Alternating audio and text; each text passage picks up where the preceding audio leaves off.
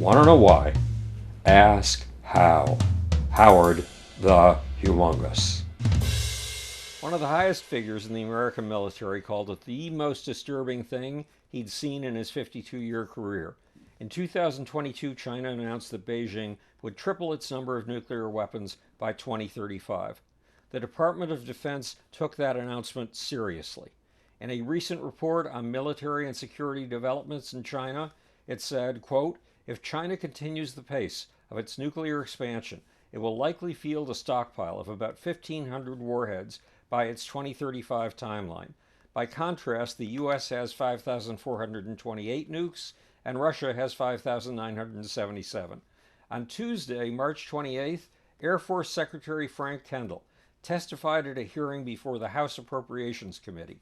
He said, "I don't think I've seen anything more disturbing in my career than the Chinese ongoing expansion of their nuclear force." And that is saying something.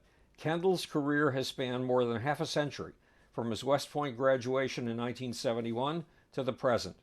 For decades, Kendall said, the Chinese were quite comfortable with an arsenal of a few hundred nuclear weapons, which was fairly clearly a second strike capability to act as a deterrent. Kendall explained that that expansion that they're undertaking puts us into a new world we've never lived in before, where you have three powers, three great powers essentially, with large arsenals of nuclear weapons. Kendall understated the matter. Not only is China going for global dominance, but it is doing it the smart way. It is bringing with it its alliance, the axis of evil, an axis that includes three nuclear powers and is about to include four: China, Russia, North Korea, and soon Iran. The West also has four nuclear powers: the United States, England, France, and Israel.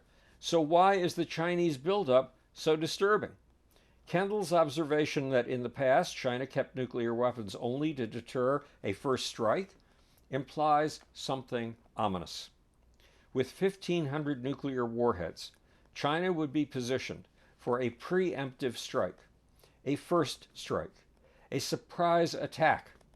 One of the top publications on politics and international affairs, The Hill, has speculated that the Chinese surprise attack might be something of a kind we've never seen before. It would be an attack with hypersonic missiles launched by rockets that reach space, then drop their hypersonic vehicles on a 932-mile glide path. These rockets and other Chinese hypersonic weapons could travel at up to 9 times the speed of sound. They could reach anywhere on Earth, and they could glide so low and maneuver so slickly that they could evade every kind of defense we've ever built. Which means, said Dr. Peter Vincent Pry, Chief of Staff of the Congressional EMP Commission, China could hit us with a nuclear Pearl Harbor. A nuclear attack that could wipe out all of our 160,000 forces in the Pacific, in Guam, in the Philippines, in Japan, and in South Korea. And an attack that would use nuclear missiles to take out all three of our aircraft carriers in the Pacific. For a simple purpose: to take Taiwan. And something more: to establish China as the most feared and respected power in the world. We would not respond with nuclear weapons out of fear of having our cities destroyed. The Chinese nuclear castration of America would be cheered by China's friendly nations and strategic partners in the global south, in Central Asia, Africa, and South America. And the shock and awe would establish China as the #1 nation on Earth, with the United States as a pathetic has-been. How do we prevent this? With big budgets for the development of hypersonic missile defense, and with what Frank Kendall recommends: open lines of communication with Russia and China to prevent a nuclear war from starting by accident. This is Howard Bloom speaking to you from the future. It's your job and my job to make, or want to know why? Ask how.